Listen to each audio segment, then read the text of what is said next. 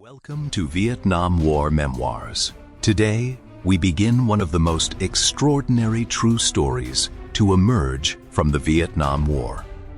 Unlike a typical war memoir, this is the story of a secret mission deep inside the Truong Sun Mountains near the Vietnam-Laos border. A journey that combines survival, exploration, military intelligence, and one astonishing discovery. This memoir was written by Phan Loi, based on the first-hand account of his comrade, Hai, who personally carried out the mission. Both men served with the Binh Tri Thien security force during the war. At the time, Phan Loi himself was also involved in classified search missions deep in the Truong Sun jungle.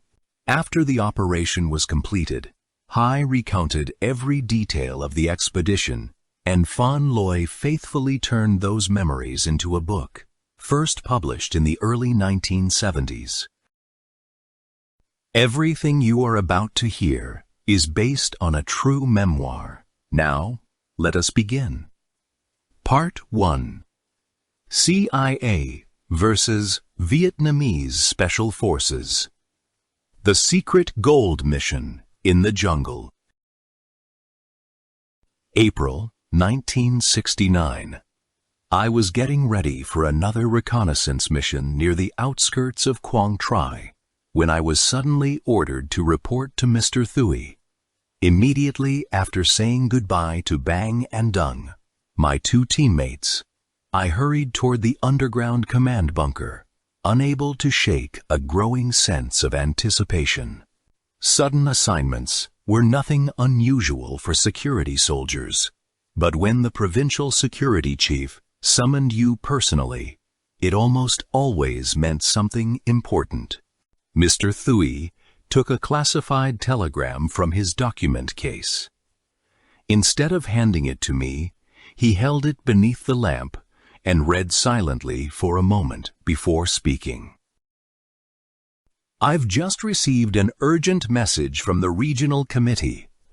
They've ordered you onto a special assignment immediately. He looked up. The order names you specifically, so there's no replacing you with someone else. That's why I had Comrade Dien come looking for you right away. If your team had already left, we might have missed you. He paused. Will your absence affect your team's work? No, sir. I answered without hesitation. Bang can handle everything, and Dung already knows the routine. Then, curiosity got the better of me. But what kind of assignment requires the regional committee to send for me personally? Behind his glasses, Mr. Thuy smiled. Don't be impatient. He folded the telegram. Some missions only become clear once you've begun them. After a brief pause, he continued, To be honest, I don't know much more than you do. All you need to remember is this. Tomorrow afternoon, you must report to Station T2. It's a long journey over difficult terrain, so you'll have to leave immediately if you want to arrive on time.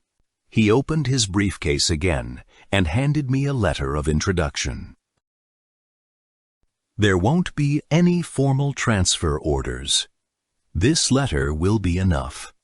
Then he added, The telegram also says to bring only your weapon and essential personal gear. Everything else you'll need will be issued at T2. He looked at me. How long do you need to prepare? I'm ready now. Good. He handed me a small slip of paper. Tonight's recognition password for the courier route. Read it carefully, memorize it, then give it back. I read it once and returned the paper. The password was easy to remember. The introduction letter went into a waterproof plastic sleeve, then safely into my shirt pocket. The wording was routine, except for one line under Purpose of Travel. Meet Comrade Hai Nu Jin. Simple, specific, completely mysterious. Waiting at TR. Mr. Thuy removed his glasses and leaned back in his chair.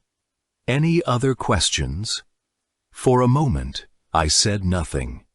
My thoughts had already drifted to the journey ahead.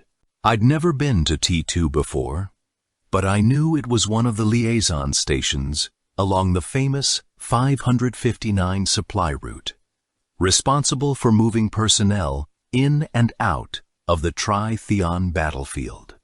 It was somewhere west of Vinh Linh, hidden in the forests near Bai Ha.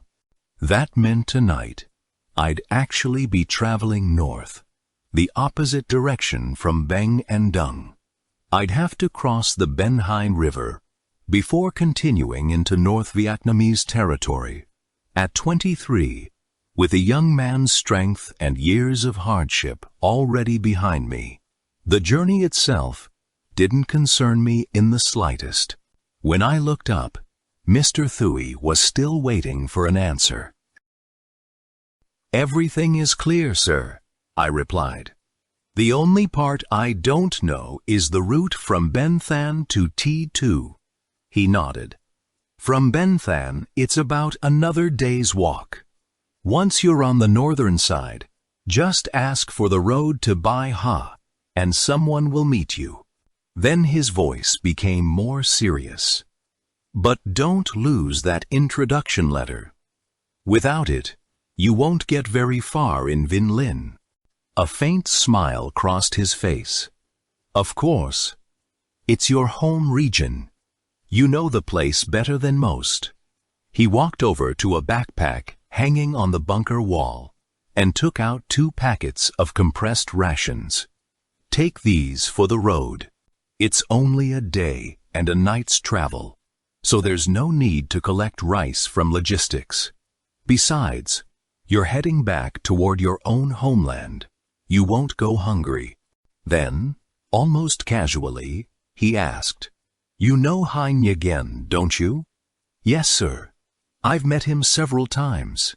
To us young security soldiers, Hai Nguyen was someone we admired deeply. Despite being one of the senior leaders of the regional committee, he was remarkably approachable. He spoke with warmth, humor, and a quiet confidence that naturally drew people in.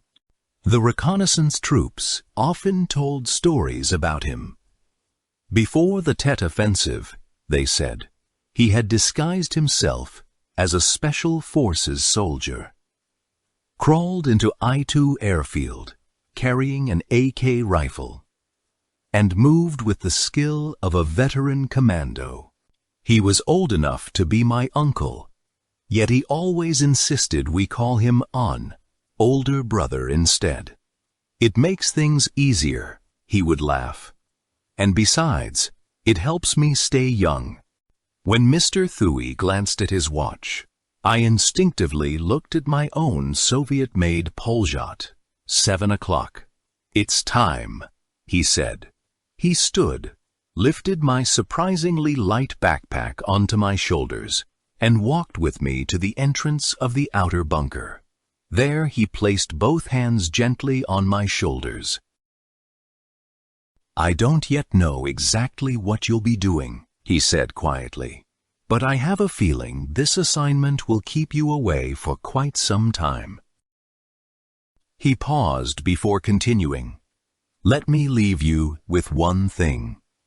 Whenever headquarters selects a security officer for a mission like this, it means they're asking for more than courage and loyalty. They're counting on your experience, your judgment, and your ability to think under pressure. Good luck." His words caught me off guard. Unable to find the right response, I simply stammered, "Goodbye, sir." We shook hands one last time. Then he disappeared back into the bunker. I adjusted my rifle and backpack before stepping onto the hillside, searching for the narrow trail that disappeared into the darkness. At that moment, I had no idea Those first few steps would lead me into the strangest journey of my life, a mission unlike anything I had ever imagined. After nearly a full day and night of hard marching, I reached the T2 transit station exactly on schedule. Hai Nguyen wasn't there. Instead, someone handed me a small note he had left behind. It contained only 4 words: rest and wait. That night, I slept alone in a hammock inside an empty forest hut. Sleep came slowly. I kept wondering what kind of mission could require so much secrecy, yet no one had told me a single thing about it. Meeting old friends.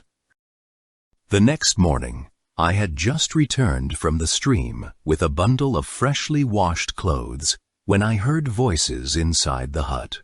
Someone had arrived. As I stepped toward the doorway, a man in uniform appeared, his dark face breaking into a broad smile. For a second, I simply stared. Then I shouted, "Dang!" I tossed the wet clothes onto a bamboo pole and rushed forward to embrace him. He laughed heartily. "Not finished yet." He stepped aside. "Look who's behind me." I froze again. "Hung, what are you two doing here?" I blurted out, then immediately realized what a foolish question it was. Dang burst out laughing. "What do you think we're going with you?" He waved me inside. "Come on, let's sit down." We gathered around the small wooden table, grinning at one another like brothers reunited after years apart. "You two haven't changed a bit," I said. "Why would we?" Deng replied with a shrug. "We're still as tough as ever." When we reached T.2, Hai Inyan told us we'd meet an old friend down here. We kept asking who it was, but he wouldn't say a word. He chuckled. "Turns out it was you." After talking for a while, I led them down to the stream. While they bathed, I stayed behind, washing their uniforms as we continued talking across the water. Neither of them knew why they had been summoned. They had been operating north of Route 9 in Laos when an urgent order arrived telling them to report immediately. They marched through the night until reaching the Truong Sun Road, then flagged down a passing jeep. By sheer luck, the vehicle belonged to an officer from Group 559, whom Deng happened to know. The officer was on his way to Hanoi for a meeting and offered them a ride all the way to Bai Ha. Deng and Hung were reconnaissance specialists from a main force division operating across Quang Tri and southern Laos. The way we first met was something none of us would ever have wished for. Our own reconnaissance team was returning from an operation when we came upon a small unit trapped in an enemy ambush. It was Deng's team. Without thinking, we joined the fight. Together, we wiped out the enemy patrol. That battle marked the beginning of our friendship. Since then, whenever their missions brought them near our base, they would stop by to visit us. One day, Deng even brought me a military newspaper carrying an article about that skirmish. The reporter praised our reconnaissance team for executing what he called a textbook counter-ambush, perfectly coordinated by nothing more than the sound of gunfire. I never knew exactly what Deng had told the journalist, but as far as we were concerned, it was his team that deserved the admiration. To survive a surprise ambush against a machine gun and half a dozen submachine guns firing at point-blank range, and escape with only 2 lightly wounded men, required extraordinary composure. At the time, we younger soldiers knew we still had a long way to go before matching men like Deng and Hung. That was why I felt genuinely relieved to learn they would be joining this mysterious mission, even though none of us yet knew what it involved when we returned from the stream. Another familiar face was already sitting inside the hut, quietly drinking tea. "Hi, Ninyen." He looked up with an amused smile. "So," he said, narrowing his eyes playfully, "have you all had enough time to get reacquainted?" The three of us laughed together. Dang answered first. "We kept asking you who it was, but you wouldn't tell us." He grinned. "Anyone else would have been a surprise, but Hai here." He slung an arm around my shoulder. "He's practically family." Hai Nunyen nodded. "That's exactly why I wanted you together on this assignment." His expression became more serious. "But we'll talk about that later. We're still waiting for one more man to arrive from Hanoi. For now," he smiled again, "get some rest, and don't let your curiosity get the better of you." He rose, patted each of us on the shoulder, and headed toward the door. "If I can get away tonight, I'll come back and spend the night here with you." Then he was gone, as quickly as he had appeared. The afternoon drifted by in easy conversation beneath the shade of a large forest tree. Hung dug into his backpack and produced a bag of peanuts and a lump of raw sugar. Within minutes, he had built a tiny fire and was making peanut brittle. It tasted wonderful. The only problem was that, without rice paper, he'd poured the hot candy directly onto an old newspaper. Every bite came with a few stubborn scraps of newsprint stuck to the back. No one cared. We laughed and ate every piece. Just after dusk, Hai Nguyen returned carrying nothing more than his hammock. He would be sleeping with us that night. 4 hammocks soon hung from the center posts of the little hut, their ends almost touching. Long after darkness settled over the forest, we continued talking in low voices as the conversation wandered from one subject to another. I realized something surprising.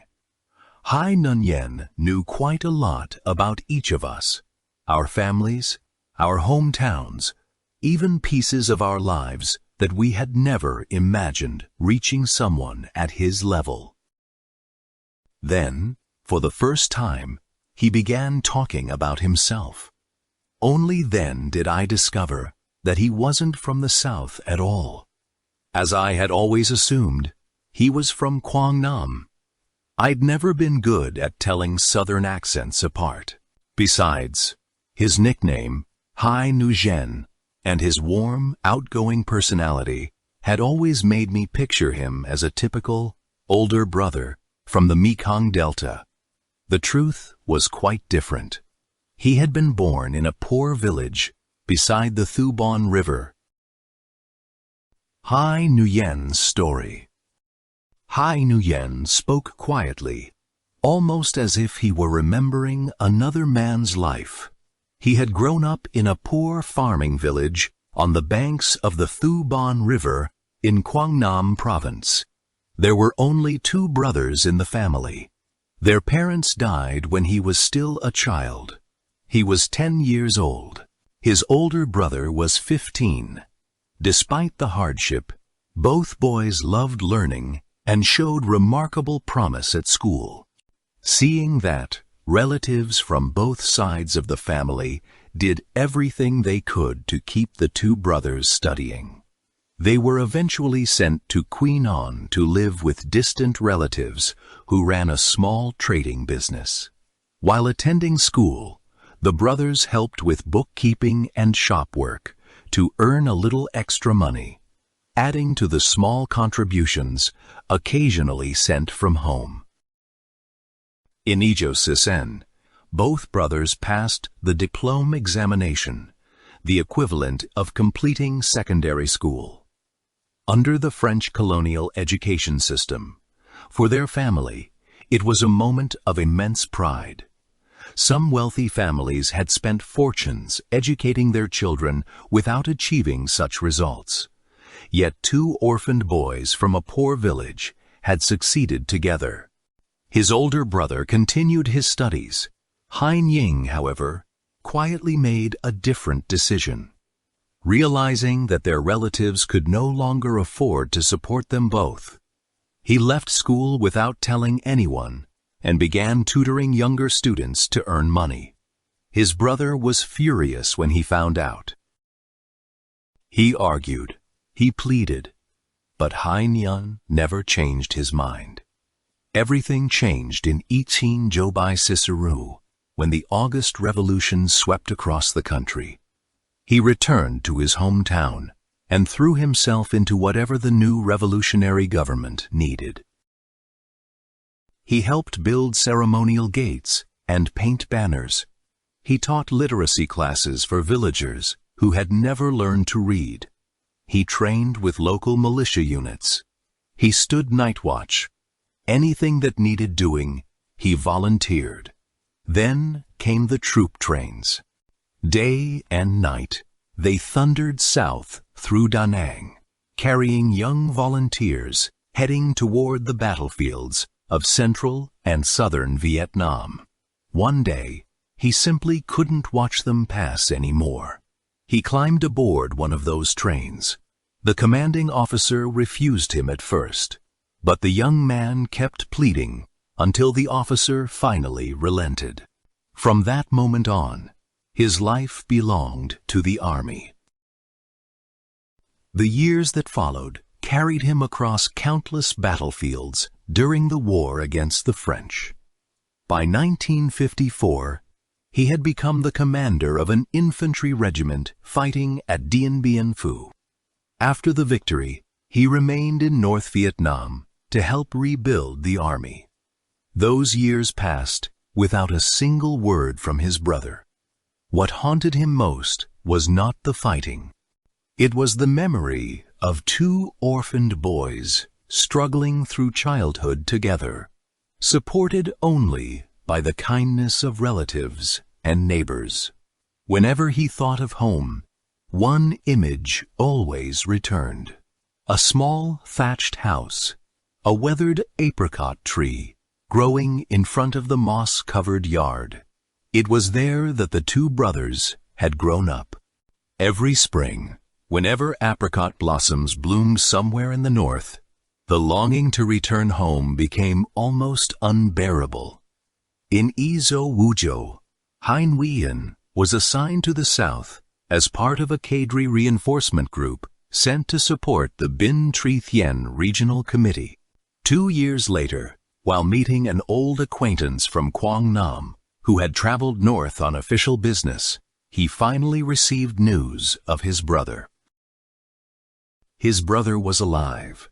He had settled in Saigon. He was now a history professor at a university. He had married and had 2 children, a son and a daughter. Hein Ying smiled faintly. Before 1968, he said, I learned that my brother had moved again, this time to Da Nang. He'd left teaching and was writing books. He paused. My nephew had joined the Army of the Republic of Vietnam. Another brief silence. I heard he became a pilot. He looked into the darkness beyond the doorway and smiled sadly. I sometimes wonder whether he's ever dropped bombs on his own uncle. No one spoke. The forest outside seemed even quieter. After a long pause, he continued. During the Tet Offensive, I asked friends inside the city to find him. They eventually managed to make contact. But the fighting became so intense that no reply ever reached me. He lowered his eyes. I've only ever wished for one thing, that we both survive long enough to see peace, so we can walk home together, back to that little house with the old apricot tree, and burn incense for our parents. No one said a word after that. Listening to him speak softly in the stillness of the night, I suddenly realized that the cheerful, witty leader we all admired carried a loneliness far deeper than any of us had imagined. For a long time, none of us spoke. The forest itself seemed to be listening. The next morning, Hai Nguyen had already left before any of us woke up. Deng stretched as he climbed out of his hammock and laughed. That man really is Special Forces through and through. He slipped away without making a sound. Barely half an hour later, he returned. This time, another man walked beside him. He looked about Hung's age, tall, fair-skinned, wearing a brand-new uniform and carrying a fresh field pack that still looked as if it had just come from a supply depot. As they stepped inside, Hai Nguyen smiled. "Our fourth member has arrived." He gestured toward the newcomer. "This is Comrade Sun, a geological engineer from Hanoi. This morning, get acquainted. We'll begin work at 2 o'clock. He waved casually and disappeared again before anyone could ask a question. I walked over and helped Sun remove his backpack. "Come, sit down. I'll take you to the stream later. The water's cold, but it'll wash the dust off the journey." Deng poured him a cup of tea. "So, Engineer Sun, where's home?" Within minutes, the room felt as though we'd known each other for years. Still, I couldn't stop wondering why a geologist had been assigned to our team. Deng and Hung were veteran reconnaissance soldiers. I was a security operative. But Sun? He looked exactly like what you'd expect from an educated civilian recently arrived from Hanoi. Surely headquarters hadn't assembled a team like this without a very good reason.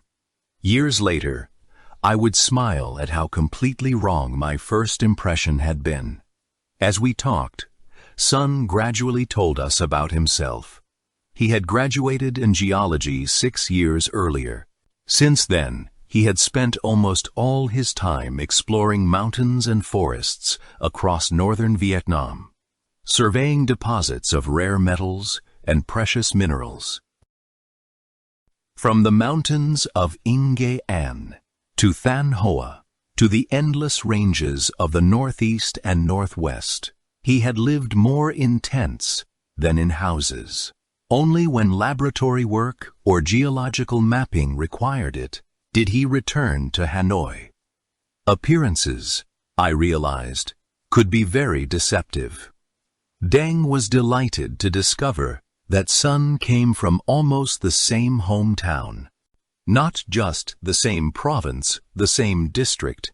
Their villages were barely 10 kilometers apart. Deng laughed. "That's real hometown territory. Not the sort of countrymen who live so far apart, even artillery couldn't reach." Sun was married. His wife taught at a middle school. They had a little daughter who had just turned 3. I quietly surrendered the honor of guiding our new companion to the stream. Deng deserved that privilege. When the 2 men returned, Deng's face seemed years younger. Only then did I understand why.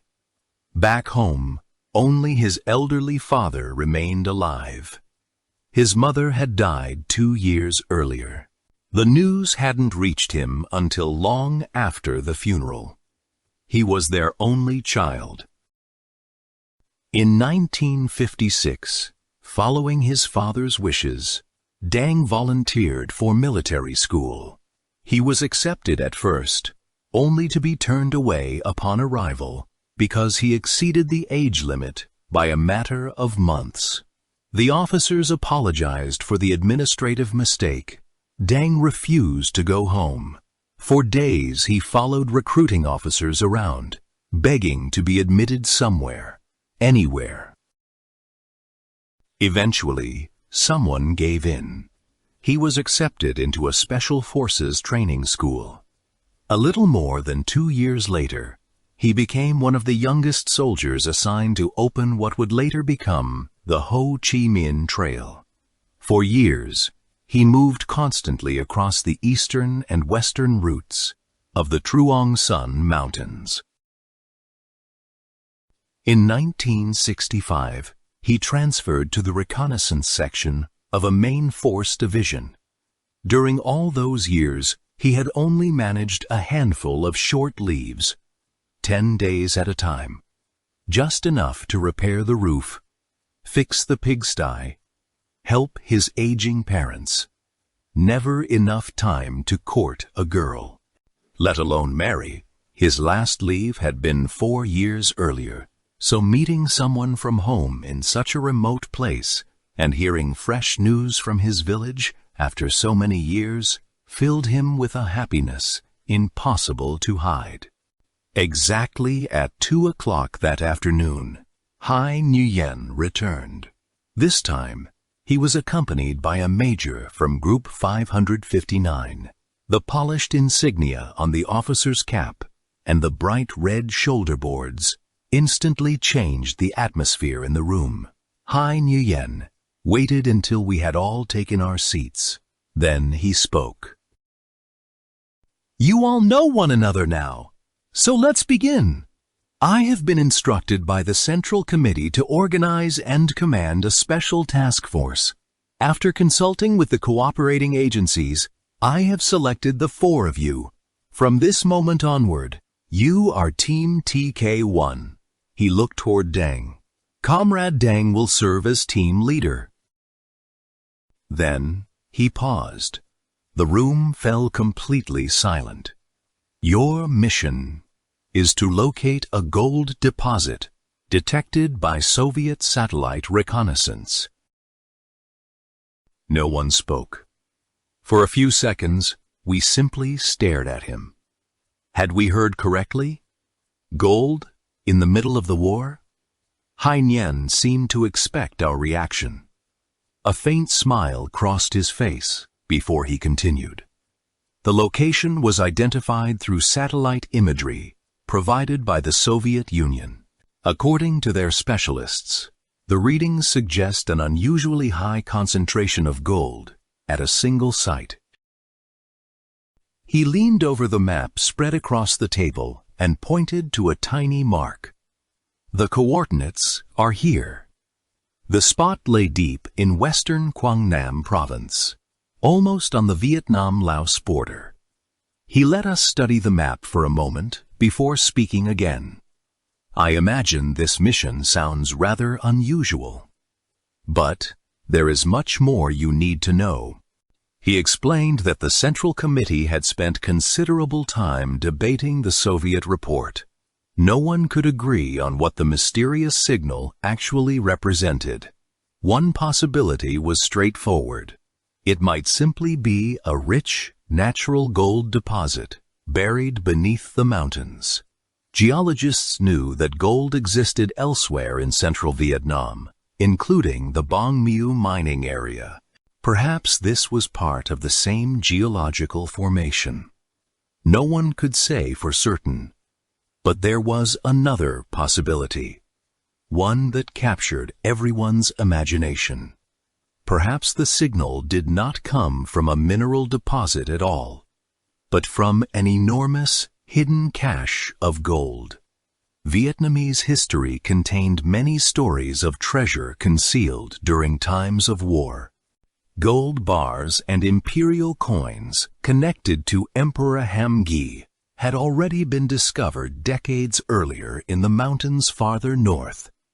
Others wondered whether this might be treasure collected by the Japanese during the Second World War. Wealth they had been unable to transport home before Japan surrendered. The theory sounded intriguing. Yet, there was one serious problem. The reported location lay deep inside one of the most remote mountain regions in Indochina. No roads, no villages, no permanent settlements. If someone had hidden a fortune there, how could they possibly have carried it so far into the wilderness? Hai Nguyen folded his hands. After considering every possibility, the meeting reached one conclusion. We have no choice. We must find out. He nodded toward the major beside him. The operation will be carried out under my direct command. Group 559, Military Region 4, and the General Department of Geology will provide whatever support they can. He opened his leather satchel and carefully removed a large color photograph. It was roughly the size of a school notebook. This is not the original image. The original has been processed and reproduced for field use. All four of us leaned closer. At first glance, it looked almost meaningless. Shades of dark and light green surrounded a large yellowish shape that resembled a leaf. A small compass marking identified north. Seeing our puzzled expressions, Hai Nguyen laughed. Don't worry. You aren't supposed to understand it. Even the original image requires specialized equipment and trained analysts. For you, this photograph serves only as a guide. He traced the colored patterns with one finger. The image covers roughly 10 to 12 square kilometers. Our analysts believe this entire area is a valley. He pointed to the dark green regions. These are old-growth forests. Then to the pale yellow center. This is an open grassland, approximately 5 kilometers long and 3 kilometers wide. The target lies in the forest just north of the grassland. Then he looked at Hung. You know forests better than the rest of us. Have you ever heard of a tree called the Chinese swamp cypress? Hung frowned thoughtfully. Isn't it a kind of pine? No. Hai Nguyen smiled. I asked a forestry scientist the same question. He explained that it belonged to the cypress family. It grows straight and tall. Its crown forms a narrow cone. It keeps its needles year-round. The bark becomes thick and rough with age, sometimes peeling away in large sections. And one more thing. The resin is poisonous. He chuckled. I sound like a botany professor. I'm only repeating what I was told. Still, it may save your lives. He tapped the photograph once more. According to the Soviet report, one ancient swamp cypress stands near the northeastern corner of the grassland. It is extremely rare, perhaps the last one left in this region. If you find that tree, you'll know you're close. Hai Nguyen grew quiet for a moment. His eyes drifted beyond the room, as though weighing thoughts he could not fully share. When he spoke again, his voice was slower. The war has reached one of its most difficult stages. Every available resource is needed for combat. Launching an expedition like this is far from ideal. He looked around the table. You may be wondering, why search for gold now? Why not wait until the war is over? It would still be there. A faint smile appeared on his face. Normally, I would agree, but this situation is different. Our intelligence services have learned that a CIA officer recently assigned to Saigon has begun showing unusual interest in this region. He tapped the map. This area has little military value. There are no major roads, no important bases, no section of the Ho Chi Minh Trail passes through it. Under ordinary circumstances, there would be no reason for American intelligence to focus on this place. He paused. Yet they are. And the area attracting their attention happens to be the same place identified by the Soviet satellite. The coincidence was impossible to ignore. We still don't know what they are looking for. Our intelligence officers are continuing to investigate. At the same time, historians are searching old records for anything that might explain the mystery. He folded the map carefully. So now you understand why this mission cannot wait. The rainy season begins in these mountains around June. It is already early April. If we are going to do this, we must move immediately. Silence settled over the room. Outside, only the distant sounds of the forest drifted through the open doorway. Hai Nguyen looked at each of us in turn. Your team will be known as TK1. The name also means there may be other search teams after you. He smiled slightly. But you will be the first. The responsibility, therefore, falls on your shoulders. You will have to blaze your own trail.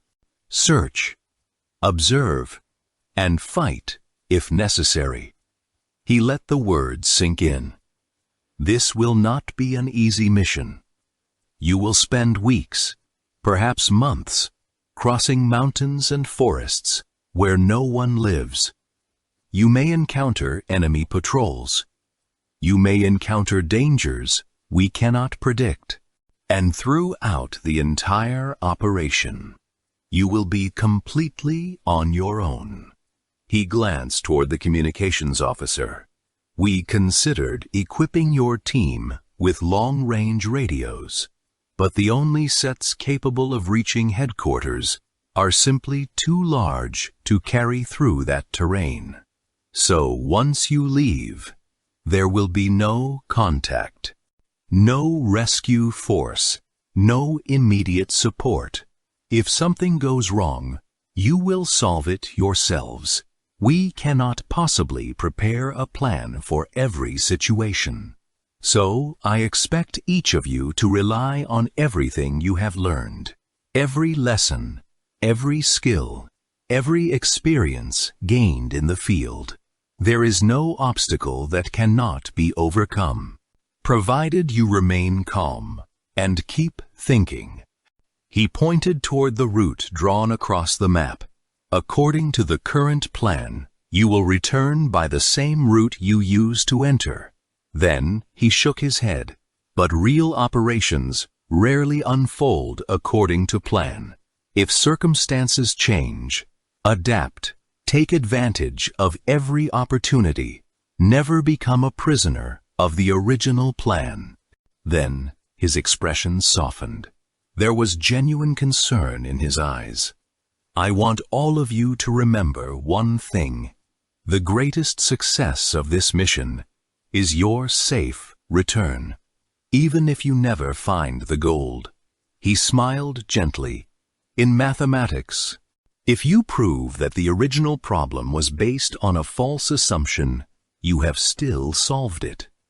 This mission is no different. If you determine that the current theory is wrong, that itself is valuable information. Of course, if you return safely and bring back the answer we've been searching for, then it will be a complete victory. None of us spoke. We simply looked at one another. For the first time, I truly understood how much trust Hai Nguyen had placed in us. He believed we would give everything we had. But even more importantly, he wanted us to come home. After a brief silence, Hai Nguyen reached into his notebook. There is one more matter. If you ever need to contact us, the code words are very simple. He looked at each of us to make sure we understood. If headquarters receives the message, the apricot blossoms have bloomed. We will know it comes from TK1. We will then establish contact, using the procedures already prepared. He paused.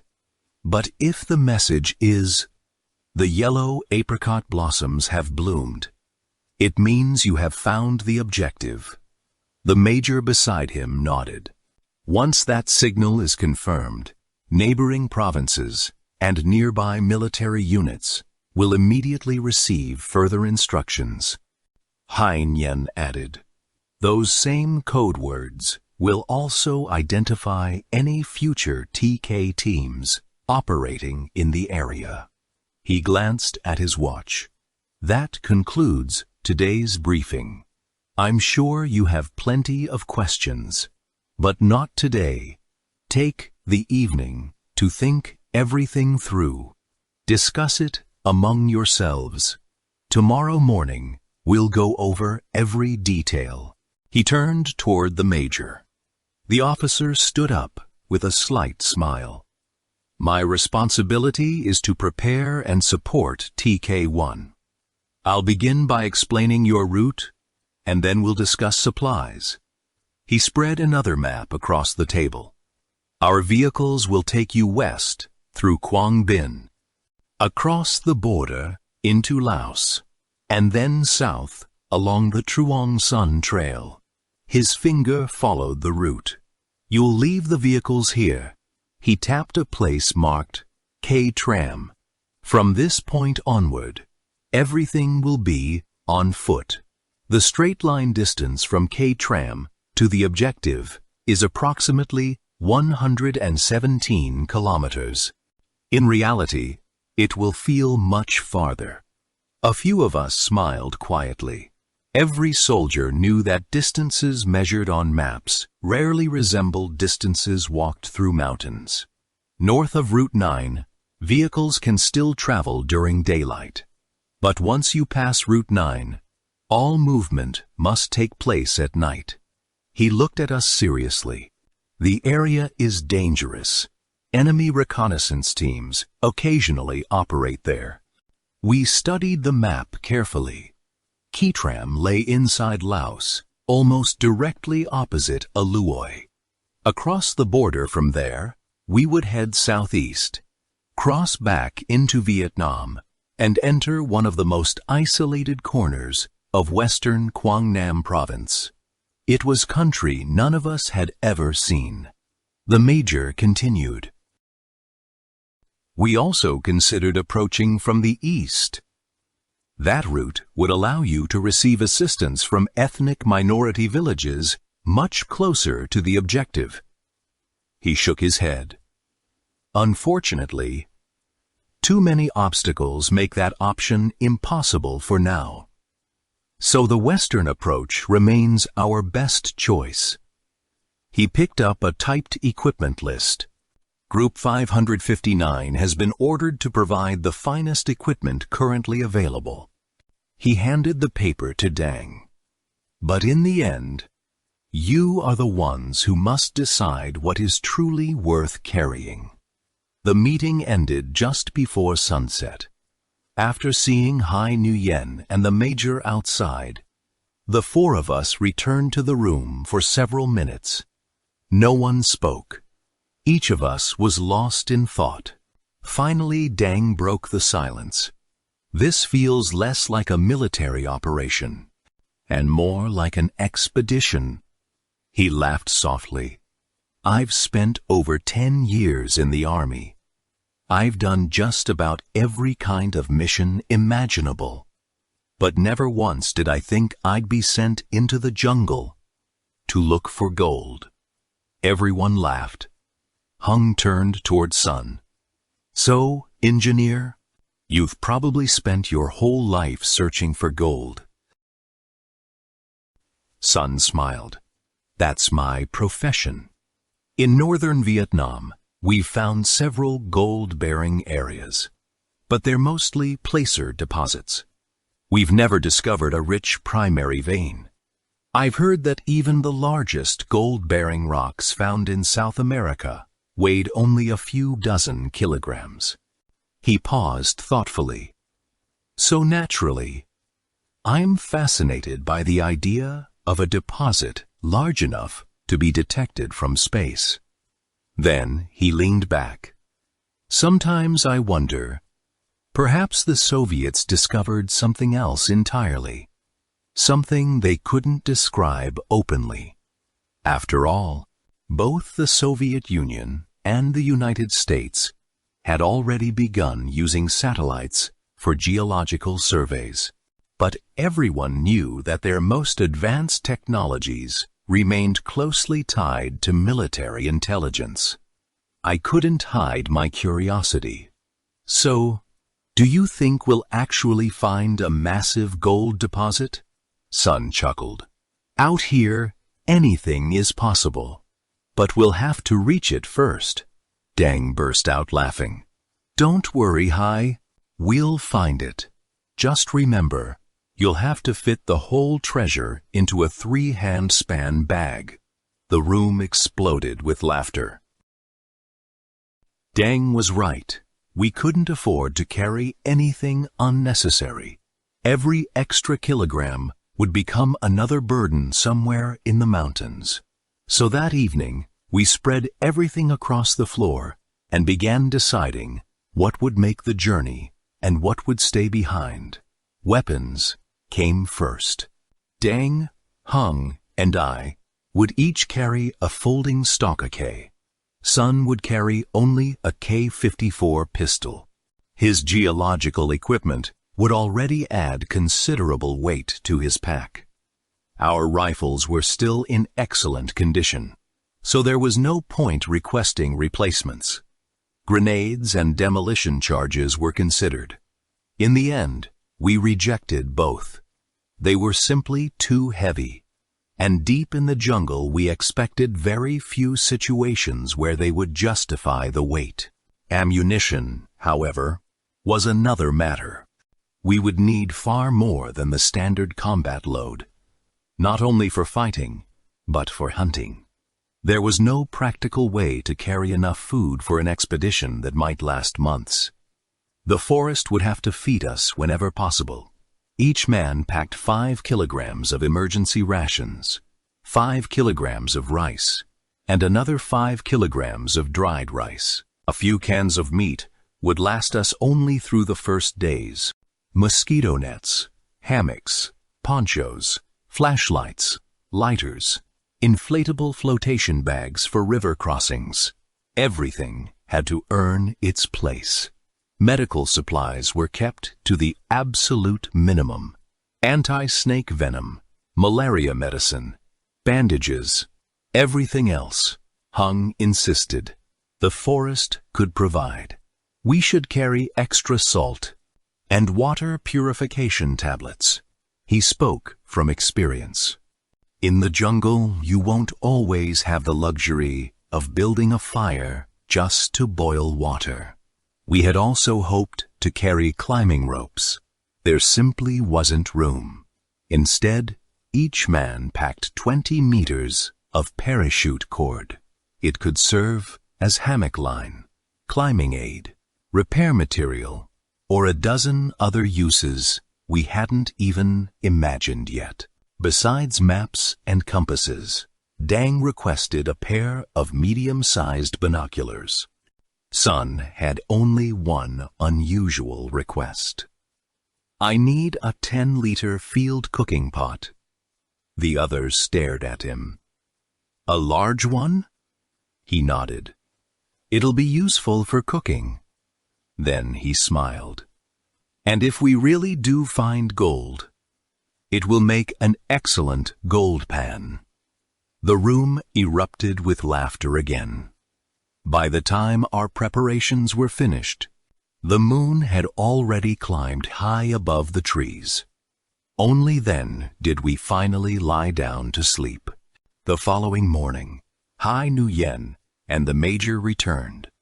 Deng briefly summarized everything we had discussed the night before. The Major asked a few practical questions, made several notes, picked up the equipment list, and left immediately to arrange our supplies. Hai Nguyen stayed until nearly noon. There were still things he wanted us to understand before we entered the mountains. A long expedition through the jungle doesn't worry me. He looked around the room. You've all spent enough time in the field. You know how to survive. What concerns me comes from another direction. He tapped the map again. If the CIA, or anyone on the other side, has access to information similar to ours, this mission becomes much more dangerous. They possess better aircraft, better communications, more advanced reconnaissance equipment, and greater resources for large-scale search operations. He paused. If that happens, TK-1 may find itself facing an enemy far more dangerous than anything we've planned for. The Central Committee considered many alternatives. Airlifting a larger search force, providing you with long-range communications, positioning rescue teams nearby. He slowly shook his head. Every option carried greater risks than advantages. The moment we deploy a large operation, we reveal our intentions. And once the enemy realizes what we're searching for, they'll search even harder. He looked directly at each of us. So throughout this mission, secrecy is your greatest weapon. Lunch arrived just as the discussion ended. Hai Nguyen stood.